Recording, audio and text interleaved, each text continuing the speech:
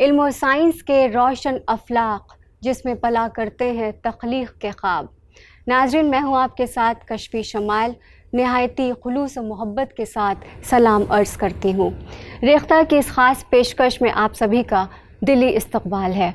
नाज़रीन, साइंस हमारी ज़िंदगी का एक बहुत ही अहम हिस्सा है जिसके बग़ैर हमारी रोज़मर्रा की ज़िंदगी एकदम अधूरी है, जबकि सोचा जाए तो नामुमकिन है। आइए पॉपुलर साइंस क्या है उसको समझते हैं, और इस पर बातचीत करने के लिए हमारे साथ मौजूद है डॉक्टर मोहम्मद खलील। खलील साहब, आपका इस्तकबाल है हमारे स्टूडियो में। मैं मशकूर ममनून हूँ कि आपने मदऊ किया है और आप रीडर्स से, क़ारीन से पॉपुलर साइंस यानी मकबूल साइंस की अहमियत पर हमारी बात को पहुँचाना चाहती हैं। सबसे पहले मैं आपसे जानना चाहूँगी आपकी तरबियत और तालीम के बारे में। मेरा वतन बनारस के पास जौनपुर है, जिसको पुराने ज़माने में सिराज हिंद कहते थे। वहीं मैं पैदा हुआ और वहीं से मेरी इब्तदाई तालीम हुई। मेरा ख़ानदान ज़िम्मेदारी का था, लेकिन मेरे दादा नाना ये लोग तालीम याफ्ता थे, लेकिन अपने अपने काम करते थे। ज़ाहिर है कि इसका असर मेरे ऊपर भी पड़ा। मेरे वालिद मोहम्मद इस्माइल साहब मरहूम लखनऊ में टेलीफोन ऑफिस में काम करते थे, और मैंने अपने घर पर सबसे पहले साइंस का पर्चा जो बाबा उर्दू डॉक्टर अब्दुल हक साहब ने आज़ादी से पहले निकाला था, उसको मुझे देखने का मौका मिला। वो एक इब्तिदा थी, लेकिन उसके बाद जो कुछ होता रहा मैं बताऊंगा। लेकिन पॉपुलर साइंस की अहमियत इसलिए ज़्यादा है कि हमारी ज़िंदगी में साइंस समाई हुई है। हर वक्त हम साइंस से काम लेते हैं। किचन में साइंस है, हमारी बातचीत गुफ्तगू में साइंस है, लेकिन हम ये सोचते नहीं, समझते हैं कि वो कुछ अलग चीज़ है। लेकिन जो बड़े माहिरीन हैं, जैसे professor DS Kothari, doctor AR Kidwai, professor Mohammad Shafi, doctor Kishan Lal, professor Ubaid Siddiqui, इन लोगों ने मुझे कहा कि आप जो कुछ करते हैं बहुत आसान ज़बान में, लिहाजा इसे रीडर्स तक जाना चाहिए। साइंस की तालीम आपकी अंग्रेज़ी में हुई। बेशक जो साइंस का जो सब्जेक्ट होता है ज़्यादातर उसमें टर्म्स, टेक्नोलॉजीज़ अंग्रेज़ी में ही होती है। आपने भी तालीम अंग्रेज़ी में ही हासिल की, लेकिन उसके बाद आप हिंदी में आए, फिर आपने उर्दू में लिखना शुरू कर दिया, तो क्या वजह थी? उसकी वजह यह है कि मैंने ये साइंस पढ़ते हुए महसूस किया कि साइंस को अगर मादरी ज़बान में, मातृभाषा में आदमी पढ़ता है, समझता है, तो वो गहराई तक जाता है। तो मैं उर्दू ज़बान में बाद में लिखता हूँ, हिंदी में मैंने पहले लिखना शुरू किया था। तो लिहाजा दिल्ली यूनिवर्सिटी के कॉलेज से टीचिंग को छोड़ के मैं साइंस टेक्नोलॉजी में आ गया। वहाँ पॉपुलर साइंस डिवीज़न बहुत बड़ा है, वहाँ से अब भी साइंस रिपोर्टर, हिंदी का विज्ञान प्रगति और साइंस की दुनिया छपता है, प्रकाशित होता है। साइंस की दुनिया आज अपने 50 साल पूरे कर चुका है, इसी तरह विज्ञान प्रगति उससे ज़्यादा। तो इनकी अहमियत ये है कि जब इसे बच्चा पढ़ेगा तो अपने घर की ज़बान में साइंस को समझेगा। साइंस रट के नहीं हो सकती, समझने से हो सकती है। तो इसलिए मैंने फ़ैसला किया और मैं साइंस टेक्नोलॉजी में आ गया। साइंस की दुनिया जो मैगज़ीन है, उससे कुछ जुड़ी खूबसूरत यादें आप हमारे साथ साझा करें। साइंस की दुनिया में आने के बाद बहुत से मसाइल थे, और सबसे बड़ा मसला ये था कि अंग्रेज़ी में कोई लिख के दे रहा है कि इसको आप छाप लीजिए। तो मैं चूँकि बड़े जो लोग थे जिन्होंने मुझसे कहा कि आपका लिखना भी अहमियत का हामिल है, आपने हिंदी में जो लिखा है वो भी सही है, मैं ये चाहूँगा कि इसको उसी ज़बान में कराइए। ये मुश्किल काम ज़रूर है। मसलन डॉक्टर AR किदवाई जो गवर्नर भी रहे हैं, चांसलर भी रहे हैं, और यूनियन पब्लिक सर्विस कमीशन में भी ज़बान के लिए बहुत किया है। उन्होंने कहा कि खलील, ये काम मुश्किल ज़रूर है लेकिन नामुमकिन नहीं है। लिहाजा वो मसाइल से मैं सामने रखते हुए मैंने किया, और बाद में हमने सब ट्रांसलेशन के आर्टिकल की जगह ओरिजिनल लिखवाया, जो आदमी जिस मैदान का था उससे उसी पर लिखवाया। मसलन प्रोफेसर शफ़ी साहब से एग्रीकल्चर पर, ज़मीन के सही इस्तेमाल पर वो उसी के आदमी थे। डॉक्टर साबरा खातून से फ़िज़िक्स पर ऑप्टिकल फाइबर का मजमून हमने उनके ज़माने में छापा, वो एसोसिएट प्रोफेसर थी अलीगढ़ से। इस तरह से हमने चुना। डॉक्टर बिल्किस बानो से बायोलॉजिकल साइंस पर प्रोटीन उनका मैगज़ीन था, वो कॉमनवेल्थ फेलोशिप पर बाहर भी गई थी। वो इतना इम्प्रेस थी कि उन्होंने लंदन से मजमून साइंस की दुनिया के लिए भेजा। क्या बात है। मैंने अपने ज़माने में कई खुसूसी शुमारे निकाले, जैसे सेंटिनरी पर डॉक्टर सी.वी. रमन नंबर। अच्छा। नेहरू सेंटिनरी जब मनाई गई तो मैंने नेहरू और साइंस नंबर निकाला, माहौलियात नंबर निकाला, इन्वायरमेंट का नंबर। तो इन सब पर वो ज़माना वो आ गया था कि सब पर हमने ओरिजिनल है, और उसकी बड़ी शोहरत हुई, लोगों ने इसे बहुत पसंद किया। जो पसंद करने वाले लोग थे वो कौन थे? आई मीन आपके रीडर्स कौन है? रीडर्स तो हमारे मैडम जो हैं वो स्टूडेंट ही हैं, क्योंकि वही कल का हिंदुस्तान है। लेकिन पढ़े लिखे बड़े लोगों में मैं सबसे पहले प्रोफेसर D.S. कोठारी का नाम लूँगा, जो यूनिवर्सिटी ग्रांट्स कमीशन के पहले चेयरमैन थे, और उनको उर्दू के साथ कुछ फ़ारसी भी आती थी जी। आपको सुनकर खुशी और ताज्जुब होगा कि मैंने साइंस की दुनिया के लिए उनसे इंटरव्यू भी किया और मजमून भी लिया। उसके बाद एक तूफ़ान आया। तूफ़ान जो आता है वो नहीं, बल्कि तालीम का तूफ़ान, कि बहुत सारे टेलीफोन आए कि हम D.S. कोठारी का मजमून चाहते हैं। अच्छा। उसके बाद मेरी हिम्मत बढ़ी, मैं ओरिजिनल लिखवाने लगा, और लोगों professor R.C. Mehrotra Delhi university के वाइस चांसलर थे और जोधपुर में भी रहे, वहीं के थे, उनसे हमने कई आर्टिकल लिए। डॉक्टर ज़हूर कासिम ओशन साइंस के थे, उन्होंने कई मजमून दिया। Doctor A.R. किदवई ने केमिस्ट्री के ऊपर दिया, और ऐसा हल्का इंटरेस्टिंग मजमून कि ऑक्सीजन है, कि ऑक्सीजन न हो तो हम कुछ कर ही नहीं सकते। बिल्कुल। प्रोफेसर शफ़ी साहब ने दिया कि भाई ज़मीन का अगर इस्तेमाल नहीं होगा तो सब खेतों पर बिल्डिंग बन जाएगी, तो हम खाएंगे कहाँ से।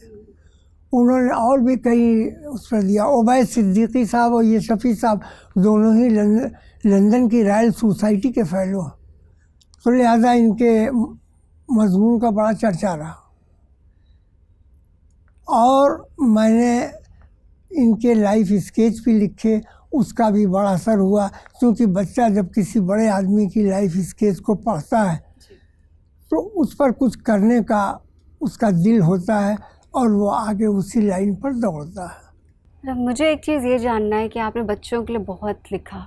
बच्चों को साइंस की तरफ राग़िब करना बहुत ही मुश्किल काम होता है, क्योंकि बच्चे थोड़े, एक तो उनका पढ़ने में दिल नहीं लगता, ऊपर से साइंस। तो बच्चों को आपने किस तरह से राग़िब किया कि वो पढ़ें और इंटरेस्ट लें, क्योंकि यही हमारे हिंदुस्तान का मुस्तक़बिल है। आपका बड़ा गहरा सवाल है। बहुत सारे साथी जो हमसे लोग सीनियर थे, वो अपने को बच्चों का राइटर कहने में हिचकिचाहट महसूस करते थे, और आज भी इस तरह के कुछ लोग हैं। लेकिन बच्चे ही कल का हिंदुस्तान होंगे। अगर वो पढ़ेंगे तो समझ जाएंगे तो कुछ करेंगे तो कुछ पा जाएंगे। लेकिन अगर रट के किसी चीज़ को करेंगे, मसलन हमने पूछा कि हजम क्या है, आप कहेंगी कि मैं समझी नहीं। वॉल्यूम क्या है, आप फिर कहेंगी ये उर्दू में आपने कहा आयतन क्या है। तो मेरा सवाल ये कि है क्या, ये तो आगे भी बड़े फार्मूले में आता है। कोई चीज़ कहीं पर रख दीजिए, वो जगह जितना घेरती है वो उसका वॉल्यूम है, वो उसका आयतन है, वो उसका हजम है। PV=RT बॉयल्स लॉ जो है उसके अंदर V आ गया दोनों में। अच्छा। तो जब हम V को समझेंगे नहीं बुनियादी तौर पर, तो हम आगे कैसे सोचेंगे। कोई चीज़ पानी में जब तैरती है, कोई जहाज़ तैरता है तो अपने वज़न के बराबर हटाता है, इसलिए तैरता है। अगर कम हटाएगा तो नहीं तैरेगा। आज इसी उसूल के ऊपर हवाई जहाज़, पानी का जहाज़ चल रहा है। और आर्किमिडीज ने इसको जब पता लगा लिया तो बग़ैर कपड़े के वो बादशाह की तरफ दौड़ा कि मैंने पा लिया। यूरेका यूरेका उसके माना थे कि मैंने पाया। और उसने पता लगा लिया कि इसके अंदर सोने के ताज में कितना मिलाया हुआ सोना है और कितना असली है। अच्छा। हाँ, तो इस तरह साइंस गहराई में जाती है। आज का ज़माना साइंस का है। अगर हम बच्चों के लिए करते हैं तो हम मुल्क के लिए करते हैं, देश के लिए करते हैं। बच्चा आगे जाएगा तो उसमें करने का एक जज्बा पैदा होगा, वो कुछ करेगा। मुझसे बहुत से लोगों ने कहा कि आप बच्चों के लिए लिखते हैं, किसी ने कहा आप ख़वातीन के लिए लिखते हैं, क्यों लिखते हैं? वो उनका घर बहुत ज़रूरी है, वो बच्चे पर असर डालती हैं। लेकिन मैं कहूँगा मैं सबके लिए लिखता हूँ। मैंने वक्त ज़रूर दिया है बच्चों के लिए, ख़वातीन के लिए, लेकिन मैंने कॉमन मैन के लिए भी दिया है, आम आदमी के लिए दिया है। वो अपने बच्चों के लिए सोचता है, कुछ करता है। लेकिन अगर ये हम चाहते हैं कि सिर्फ मोबाइल तक रहें और मान लें कि साइंस है, वो मेरे समझ से ठीक नहीं होगा। आपने मोबाइल का जिक्र किया तो मैं मोबाइल से एक क्वेश्चन पूछूंगी। हाँ। कि आज की जो जनरेशन है वो पूरे टाइम फ़ोन में ही होती है, उनमें से मैं भी एक हूँ। तो मैं बस ये जानना चाहती हूँ कि जैसे एग्ज़ाम हुआ, कुछ भी हुआ, कोई इंटरव्यू हुआ तो हमने इजीली मोबाइल खोला, विकिपीडिया पे गए, हर जगह गए, पढ़ लिया। लेकिन जो किताब है, जो किताबों की जो अहमियत है वो अपनी जगह है। तो इस पर आप क्या कहना चाहेंगे? देखिए, वो मददगार है, उसमें हम काम को कम वक्त में कर सकते हैं। लेकिन ये कि मोबाइल ही सब कुछ करेगा नहीं है। हमको इम्तिहान में या बच्चे को लिखना होगा, याद करना होगा। हमने आपसे पूछा कि एसिटिक एसिड क्या है, तो अब आपने कहा मैं मोबाइल से दबाऊँ, नहीं, CH3COH। अच्छा। एसीटेट क्या है, फार्मूला। तो हाइड्रोजन क्या है, H2। इस तरह से उसके हैं, वही मददगार है केमिस्ट्री में। इसी तरह बायोलॉजी, ज़ूलॉजी, फिज़िक्स, केमिस्ट्री सब में मोबाइल मदद कर सकता है, लेकिन बग़ैर समझे हुए नहीं कर सकता। आपके बारे में जब मैं पढ़ रही थी तो मेरे सामने एक बड़ी ही दिलचस्प बात आई कि साइंटिफिक टर्म्स को आपने बेहद आसान करके बच्चों तक पहुंचाया है। तो वो कैसे किया और वो ख़याल कैसे आया? हाँ, मैंने देखा कि साइंटिफिक टर्म जो अंग्रेज़ी की हैं उसको न लिख के उर्दू की मुश्किल टर्म लिख दी जाती थी। कुछ मुझे एग्जांपल्स बताएंगे आप? जैसे इन्वायरमेंट है तो इन्वायरमेंट न लिख के माहौलियात लिख दिया। कोई ज़रूरी नहीं है कि हर लड़का उसको समझे। प्रोटीन है तो प्रोटीन मशहूर है, लेकिन उसकी उर्दू जो टर्म है लहमिया, वो लंदन में भी लोग समझते हैं। तो हमने उसको आसान बनाया। आप रूह अफ़ज़ा पीती हैं, हमदर्द दवाखाने का, उसके चेयरमैन अब तो रहे नहीं, हकीम अब्दुल हमीद साहब, उनकी सरबराही में मैंने गालिब एकेडमी में टर्म के ऊपर काम किया है। उनको साइंस से बड़ी दिलचस्पी थी, तो टर्म की अपनी एक अहमियत है। यही वजह है कि मेरी जो किताबें हैं हिंदी में भी और उर्दू में भी, उन 2-3 किताबें हिंदी की हैं, अभी अंडर प्रिंट है, 13 किताबें उर्दू की हैं। उन सब का पेश लफ्ज़ ज़्यादातर बड़े लोगों ने लिखा है और मैंने कोशिश की कि वो लिखें ताकि बच्चा उनके नाम से देखे। अब आप कहेंगे कि आपने तो उर्दू में लिखा, लेकिन आपने हिंदी में क्यों लिखा? तो पहले मैं हिंदी में लिखता था, बाद में जब मैंने यहाँ अपना कागज़ दाखिल किया साइंस टेक्नोलॉजी में, तो वहाँ पर्चे की जिम्मेदारी दी गई, वो उर्दू का था, लिहाजा फिर उर्दू में ज़्यादा काम हुआ। लेकिन मैं बाद में भी लिखता था। डॉक्टर नामवर सिंह ने मुझसे कहा कि खलील दोनों में लिखो जी। डॉक्टर कोठारी का भी यही ख्याल था। हमने एक बार डॉक्टर कोठारी से पूछा था कि डॉक्टर साहब, आप साइंस को इतनी अहमियत क्यों देते हैं? उन्होंने कहा कि साइंस हमारी ज़िंदगी में समाई हुई है, जब तक हम उससे समझेंगे नहीं, ज़्यादा काम नहीं लेंगे, हम आगे नहीं जा सकते। आज हम वही देख रहे हैं। हमने जो खुतबात दिए हैं, व्याख्यान दिए हैं पूरे मुल्क में, देश मुख्तलिफ हिस्सों में, मैंने ये देखा कि अंग्रेज़ी मीडियम का लड़का समझदार है, सब कुछ है, लेकिन रटी हुई चीज़ अक्सर सुना देता है। लेकिन हिंदी ज़बान का, उर्दू ज़बान का जो सुनाता है, मालूम होता है कि वो समझ रहा है। जैसे मैंने अभी आपको वॉल्यूम और इन्वायरमेंट की मिसाल दी थी। तो इस तरह से मेरा जी बढ़ता रहा और मैं तहरीर में, लेखन में मसरूफ़ रहा। और उसका नतीजा ये हुआ कि मेरी किताबों के 2-2, 3-3 एडिशन हुए। इतना कुछ आपने ज़िंदगी में किया, इतना कुछ हासिल किया, कई सारे अवार्ड से आपको नवाजा गया, लोग आपको इतना प्यार करते हैं, इतनी मोहब्बतें आपको मिलती, जिस जिस प्रोग्राम में आप गए आपको आपके चाहने वाले बहुत सारे हैं। सोशल मीडिया पर अभी मैंने कुछ दिन पहले आपकी एक तस्वीर देखी थी, शायद वो किसी प्रोग्राम में आप थे। हाँ, आपने सही कहा। मुझे साहित्य अकेडमी ने अभी बहुत देर से नवाजा, तो मुझसे रिपोर्टर ने पूछा कि आपको हिंदी में क्यों नहीं नवाजा? आपने तो हिंदी में लिखा। मैंने कहा भाई मैं मदारी हूँ, तो वो हंस पड़े। मैंने कहा मैं बंदर का नहीं हूँ, मैं तालीम का शिक्षक हूँ, तो खामोश हो गए। तो ये उनका काम है, आप उनसे पूछिए कि राजभाषा में न दे के उर्दू में क्यों दिया है। और उसका नतीजा ये हुआ कि मेरी जो 13 किताबें हैं उनके मुतअद्दिद एडिशन हुए। साहित्य अकेडमी ने भी जिस किताब को चुना ऑल इंडिया लेवल पर, उसका हेडिंग उर्दू ज़बान में साइंस के दिलचस्प मज़ामीन है। लोग अक्सर ये कहते हैं कि नहीं, साइंस में फ़िक्शन कहाँ है? साइंस में सब कुछ है। मेरी उस किताब में भी कई चीज़ों की झलक है। उस किताब का साइंस के दिलचस्प मज़ामीन, जिसको साहित्य अकेडमी ने चुना, 1 साल में 2 एडिशन आ गए। मेरी पहली किताब अजीब व गरीब जानवर थी। शायद आप यहाँ पूछना भूल गई कि उस किताब पर कि पूरे मुल्क में किसी उर्दू अकेडमी ने मुझे नहीं नवाजा।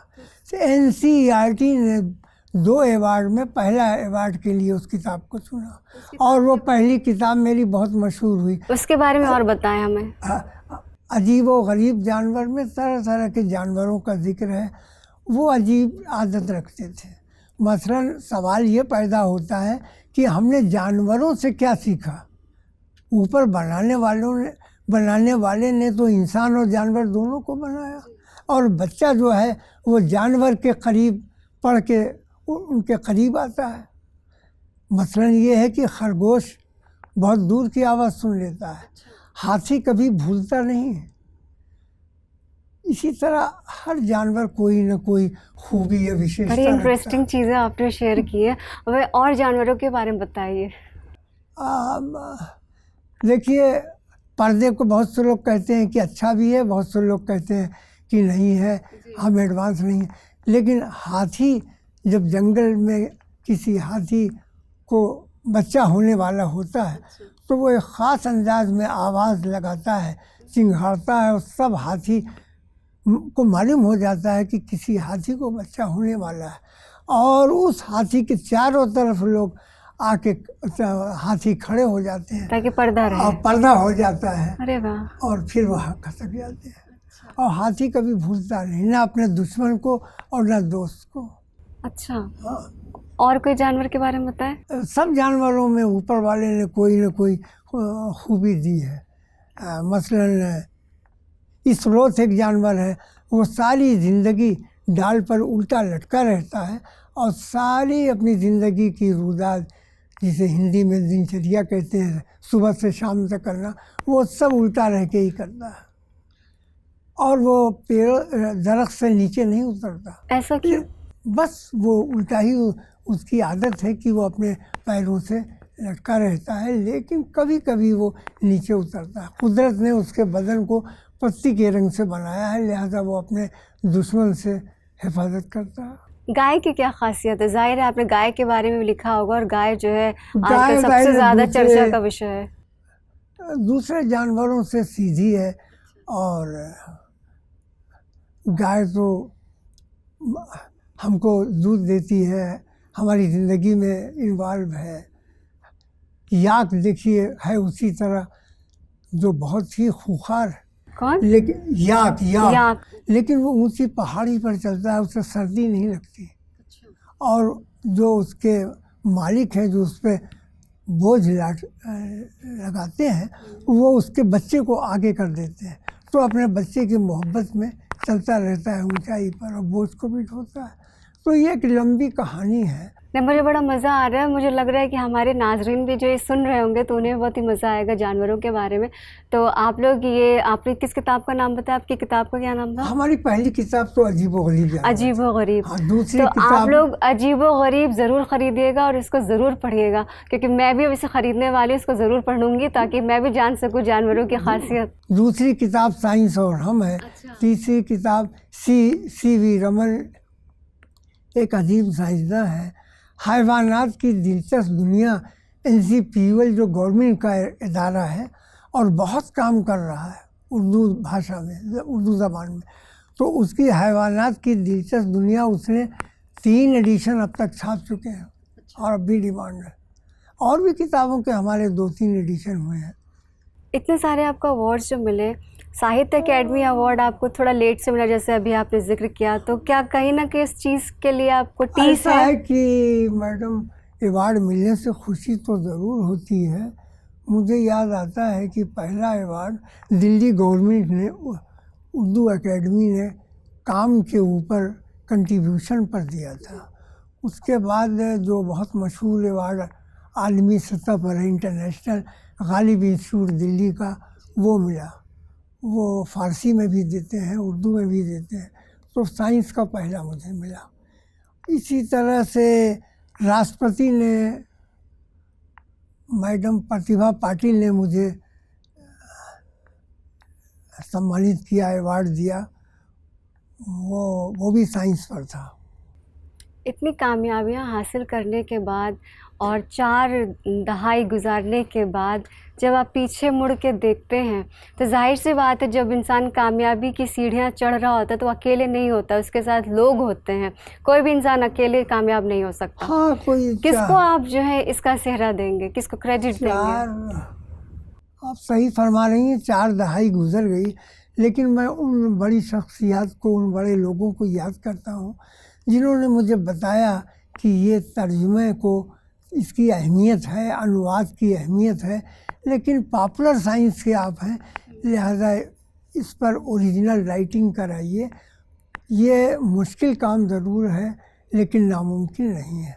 उसमें मुझे सबसे पहले professor DS Kothari, doctor AR Khajwai, London की रॉयल सोसाइटी के फेलो और बहुत दिनों तक प्रोफेसर रहे, ज्योग्राफी के प्रोफेसर शफ़ी साहब, और उबैद सिद्दीकी जो Tata fundamental research institute Bombay में थे, बाद में बेंगलोर में थे। इन लोगों ने लिख के दिया, मैंने साइंस की दुनिया में छापा है। अभी अभी इंतसाब जो 40 साल से निकल रहा है मध्य प्रदेश से, उसने मेरे काम के ऊपर स्पेशल इशू निकाला है। तो उसमें नोबेल laureate का वो मकतूब जो उन्होंने लिख के इटली से भेजा था, उसको छापा है। क्योंकि उनकी किताब ख्वाब और हकीकत, यानी स्वप्न और सच्चाई हिंदी में कहेंगे, उसमें मेरा वो मजमून उन्होंने शामिल किया था उस वक्त जो मैंने खिलौने में लिखा था। बाल विज्ञान में या बच्चों के पर्चे में उसी तरह शोहरत हासिल है जैसे खिलौने को, जैसे आज चकमक की याद की जाती है।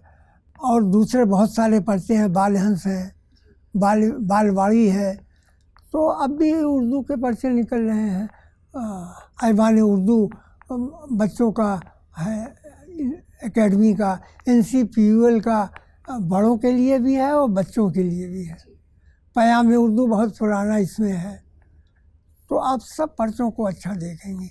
लेकिन मेरा सवाल ये है कि ये सब कुछ हो रहा है, लेकिन हम साइंस की तरफ क्यों कम जा रहे हैं? हम क्यों दूसरे सब्जेक्ट का लेते हैं? सबकी अपनी अपनी अहमियत है। आपने अभी ये सवाल नहीं किया, शायद आप करने वाली हैं कि आप कहाँ तक अपने को मुतमईन पा रहे हैं, कहाँ तक संतुष्ट पा रहे हैं। तो मैं ये कहूँगा कि मैं मुतमईन नहीं। पॉपुलर साइंस को आप और किन किन तरीक़ों से आगे ले जाएंगे?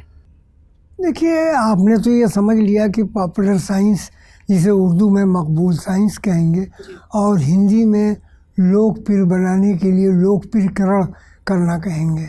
मैं तीनों ज़बानों में कह रहा हूँ ताकि जहाँ तक ये बात सुनी जा रही है वो समझें कि इतनी बड़ी बड़ी शख्सियतों ने अगर उसको अहमियत दी है तो कोई ना कोई तो बात होगी। तो अब सबसे बड़ी मेरे सामने जो अहम बात है वो ये है कि बच्चों के अंदर साइंस से दिलचस्पी पैदा की जाए, रुझान पैदा किया जाए, उन पर बोझ न डाला जाए। मसलन साइंस की मोटी किताब तैयार कर दी गई बीएससी के लिए, इंटर के लिए, और वो उनके समझ से बाहर है, और साइंस का वो काम नहीं हुआ जो पीछे से वो लेके आए हैं पढ़ने के बाद। तो रुझान पैदा करना होगा, इंटरेस्ट क्रिएट करना होगा। अभी आपने रुझान की बात की, मैं आपसे एक सवाल पूछना चाहूँगी इस बारे में कि जैसे बच्चा 8वीं पास करता है, 10th तक वो साइंस पढ़ता है, लेकिन कहीं ना कहीं माँ बाप जो है चाहते हैं कि मेरा बच्चा डॉक्टर बने, इंजीनियर बने। ज़्यादातर माँ बाप जो हैं उस एज के बच्चों के, वो चाहते हैं कि उनका बच्चा साइंस पढ़े, जो कि बहुत मुश्किल होता है। तो उन माँ बाप के लिए आप क्या कहना चाहेंगे, बच्चों के लिए क्या कहना चाहेंगे? देखिए, साइंस तो सबकी ज़िंदगी में समाई हुई है, वो तो रहेगी। जैसे आपने अभी कम उसको कहा था मोबाइल को, लेकिन वो लाइन बदल लेगा, लेकिन कुछ न कुछ साइंस का रहेगा। मसलन वो कॉमर्स लेगा तो उसमें कॉमर्स में कई ऐसे पेपर हैं जो साइंस के बेस से ही उसका मोबाइल से निकालेंगे जवाब, और उसको कैलकुलेशन करके देखेंगे। हाँ, जैसे ब्लैक होल को आप सुनती हैं, वो फिज़िक्स का है, ऊपर है, वो बदल रहा है, ये हो रहा है, वो हो रहा है, लेकिन असर तो सब पे पड़ रहा है। तो हम अब तक सही मानों में साइंस को समझे इस तरह नहीं कि वो हमारी ज़िंदगी में समाई हुई है। यही जो हमने अपने पहले बड़ी शख्सियत का जिक्र किया है, उन्होंने हमसे इसीलिए ज़्यादा बात कही कि भाई ये आसान बना रहे हैं, मीठा करके लिख रहे हैं, टर्मिनोलॉजी को कर रहे हैं ताकि बच्चा पढ़े। बड़ा अब हमारा कहना ये है कि अगर आप समझे हैं तो आपने बच्चों के लिए कई किताब खरीदी, आपने खुद है। अब जहाँ तक प्रेस का मामला है, अखबार में, मैगज़ीन में साइंस कितनी आती है? आपका जवाब होगा हाँ, कम आती है और आनी चाहिए। ये तय करना होगा। हमने अपने ज़माने में साइंस की दुनिया में पहले नहीं थी। 88 में जब मैंने चार्ज लिया उसका फुल तो कवर से लेके आखिर तक बदल दिया। अभी आप बड़ी शख्सियतों का जिक्र कर रहे थे, उसमें से एक बहुत ही अहम नाम है प्रोफेसर अब्दुल सलाम का, जिन्होंने आपके आर्टिकल को अपनी किताब में शामिल किया था। हाँ, वो नोबल laureate ऐसे थे कि फ़िज़िक्स के आदमी थे बुनियादी तौर पर, तबैयात के, लेकिन ख्वाब और हकीकत जो उनकी किताब है उसमें उन्होंने हमारा वो मजमून शामिल किया है जो मैंने उनके ऊपर खिलौने में लिखा था। खिलौना उर्दू ज़बान का बहुत मशहूर रसाला रहा है। आज वो किसी वजह से निकल नहीं रहा है, लेकिन उसका ज़िक्र होता है। पयाम तालीम इस वक्त किसी वजह से बंद है, लेकिन ज़िक्र करते हैं। इसी तरह हिंदी में पराग नहीं निकल रहा है बच्चों का, लेकिन उसका ज़िक्र होता है। अच्छा, आर्टिकल लिखवाना जो अपने में एक बहुत ही मेहनत और चैलेंजिंग काम है, वो कैसे करते थे आप? हाँ, ये बहुत मुश्किल काम है। मैं शायद पहले कह चुका हूँ कि डॉक्टर किदवई ने कहा, जो गवर्नर भी रहे और केमिस्ट्री के बहुत दिनों तक प्रोफेसर भी रहे, पॉपुलर साइंस में भी उनका दखल था, कि भाई ये मुश्किल काम ज़रूर है लेकिन नामुमकिन नहीं है, इसे मुमकिन बनाया जा सकता। तो जब मैंने उसको शुरू किया तो मेरे अंदर भी कुछ हेजिटेशन था, क्योंकि हर आदमी जो है वो अंग्रेज़ी का लिखा हुआ भेज देता था। वो जब उसमें दिलचस्पी नहीं होगी, वो रोचक नहीं होगा, दिलचस्प नहीं होगा, तो उससे बच्चा छोड़ देगा। मेरी किताबों में आप ख़ास तौर पर देखेंगे कि वो दिलचस्प है, लिहाजा एक नहीं 3 एडिशन हो गए। तो हमको बच्चों को लाना होगा, बच्चों तक उनके पेरेंट्स को, माँ बाप को पहुँचाना होगा। माँ बाप दोनों को ये देखना होगा कि हमारे बच्चे में क्या सलाहियत है, कौन सी किताब है, क्या उसने पूरे साल में कोई किताब ख़रीदा अपने बच्चे के लिए, क्या अपने लिए, क्या हमने अपने अखबार वाले से, मैगज़ीन वाले से कहा कि आप विज्ञान तो नहीं के बराबर आप छापते हैं।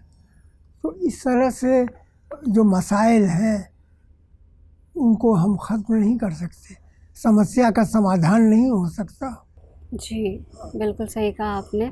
अच्छा, इलाहाबाद का विज्ञान परिषद जो है आपके नाम से अवार्ड निकाल रहा है, ये सही है? हाँ, वो 10-15 साल से 105 साल पुरानी हाँ, वो ऑर्गेनाइजेशन है। आप सही फरमा रहे हैं। इलाहाबाद यूनिवर्सिटी कैंपस में विज्ञान परिषद को बने हुए 105 साल हो गया है। मैं उनके यहाँ मेंबर भी हूँ, बाद में उन्होंने बनाया मुझे। तो वो एक साल उर्दू का और एक साल हिंदी का लोकप्रिय आर्टिकल्स के ऊपर अपना खुद चुनते हैं उनकी कमेटी और अवार्ड देते हैं। तो ये एक अच्छा कदम है, उससे है। देखिए, अवार्ड मिलने से आदमी में हिम्मत तो पैदा होती है, इसमें कोई दो राय नहीं। लेकिन यह है कि काम ना हो तो भाई अवार्ड भी नहीं होगा। बिल्कुल। हाँ, सलाम साहब ने मुझे इटली भी बुलाया, ये बहुत कम लोगों को मालूम है। लेकिन मेरे कुछ मसाइल थे, कुछ प्रॉब्लम थे, मैं नहीं गया।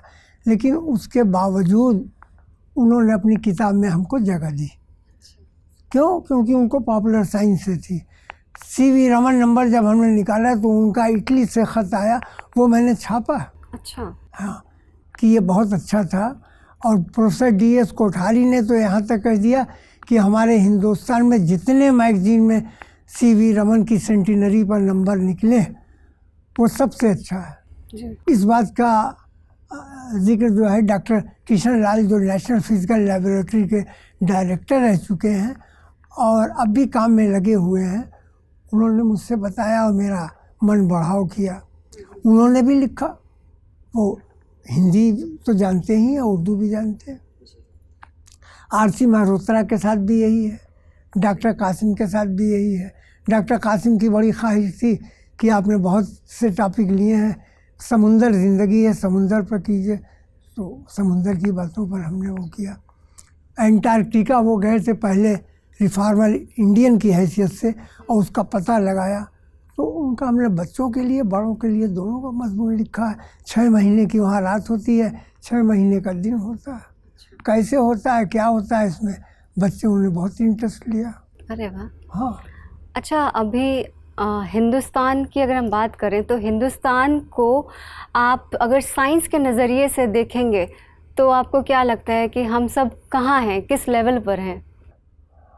हम अपने मसाइल में बंट ज़रूर जाते हैं। मसलन जैसा आपने कहा कि हम कॉमर्स ले लेते हैं, कोई और सब्जेक्ट ले लेते हैं, तो जिसमें जिसकी सलाहियत है, कैपेबिलिटी है, वो उसमें अच्छा कर निकलता है।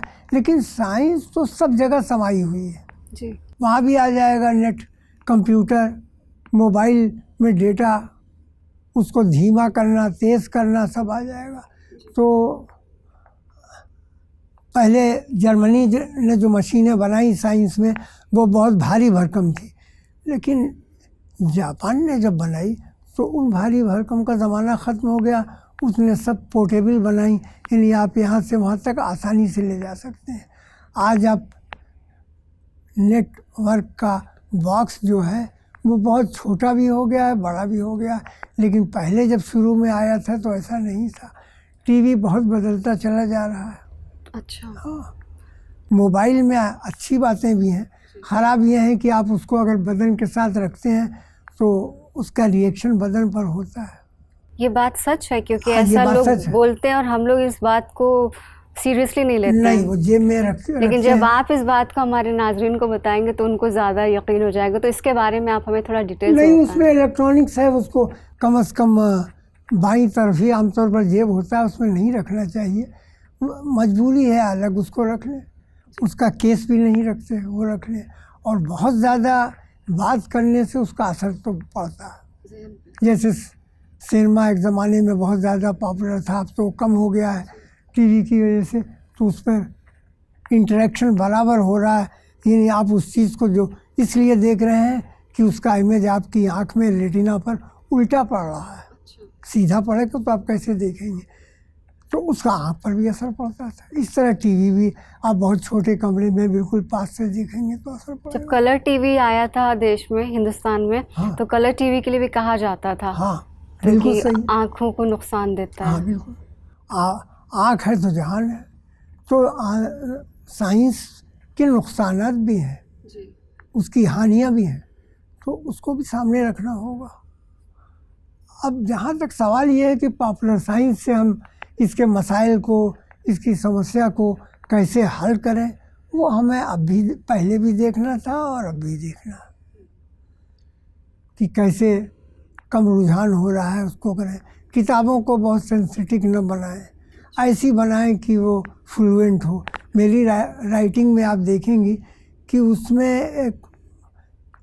एक रवानी है, ये नहीं है। यही वजह है कि बच्चा जब पढ़ता है तो पढ़ता चला जाता है। वामा में मैंने मृणाल पांडे के साथ लिखा, वो एक बड़ी लिखने वाली थी।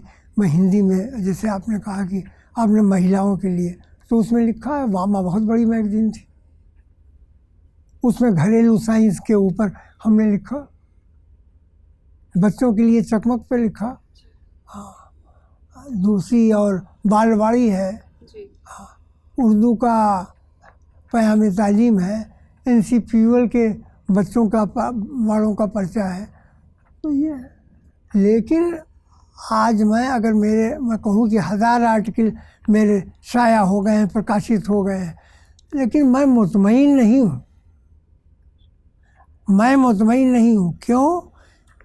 क्योंकि क्या बच्चे ने कुछ पढ़ा पूरे साल किसी किताब को?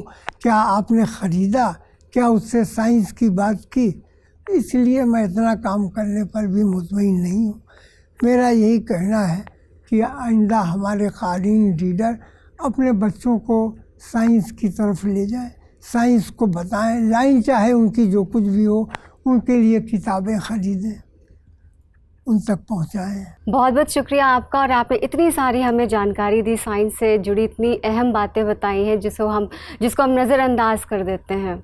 तो नाज़रीन, हमें यकीन है कि रेख्ता की इस ख़ास पेशकश को आपने अच्छी तरह से सुना होगा, और साइंस के बारे में जितनी भी छोटी छोटी बातें हमें डॉक्टर खलील ने बताई, आपने उस पर भी ध्यान दिया होगा और आप उसको अपनी ज़िंदगी में भी उतारने की कोशिश करेंगे। जैसे कि डॉक्टर साहब ने कहा कि मोबाइल पे हमें ज़्यादा देर नहीं रहना है, तो आप प्लीज़ इस बात को ध्यान से इसे समझने की कोशिश कीजिए और फ़ोन को अपने जिस्म से दूर रखने की भी कोशिश कीजिए।